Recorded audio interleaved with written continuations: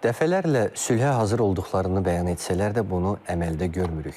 Görünən bu ölkənin sürətlə silahlandırılmasıdır. Söhbət Ermənistandan gedir. Bu ölkədə hərbi xərclər 2022-ci ildə 795 milyon, 2023-cü ildə 1,3 milyard, 2024-cü ildə isə 1,4 milyard dollar təşkil edib.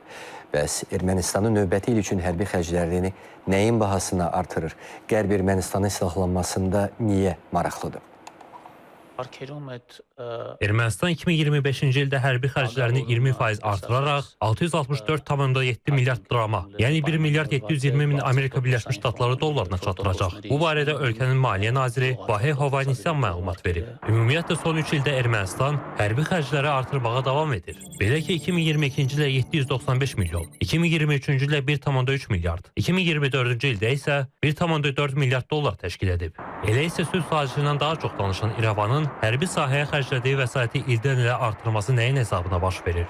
Onlardan birincisi Ermənistana müxtəlif sosial proqramlar adı altında edilən yardımlardır. Yəni, onların arasında müxtəlif qərb təşkilatlarının, eyni zamanda USAID-in də adı var. Digər aspekt isə Ermənistan üçün təkrar eksport vasitəsilə Avrasiya İqtisadi İttifaqının deməli, arenasına müxtəlif deməli, sanksiyalardan yayınmaq üçün həm Rusiyanın, həm İranın ötürülən deməli, göndərilən mallardan əldə olunan vəsaitlərdir.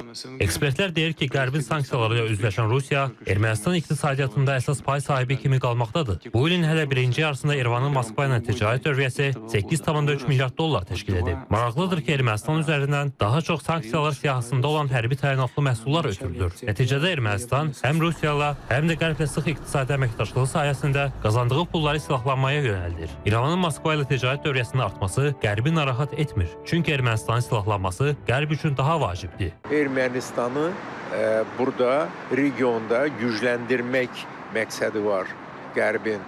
Azərbaycana qarşı, Türkiyəyə qarşı. Onlar başa düşürlər ki, burada böyük bir alyans yaranıb.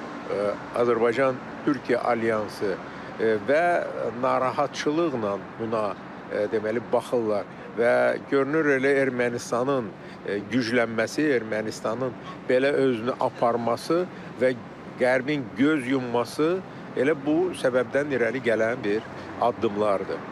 Bu günlərdə yayılan görüntülərdə Ermənistan razılığı ilə Fransanın kəşfiyyatçılarını öz bayrağı altında Azərbaycanın sərhədində yerləşdirməyə başlandığı görünür. İndiyədək dırnaqarası müşahidəçilər Avropa İttifaqına məxsus avtomobillərdə hərəkət etdiyi halda sərhədə gələn 3 avtomobildən birinin üzərində Fransa bayrağı dalğalanıb. Avtomobillərdə 6 nəfər mülki geyimli şəxsin Fransanın kəşfiyyat orqanlarının əməkdaşları olduğu da güman edilir. Bu isə ondan xəbər verir ki, kollektiv Qərbin əsas məqsədi həm Ermənistandan, həm də Gürcüstandan istifadə edərək Cənubi Qafqazda sabitliyi pozmaqdır.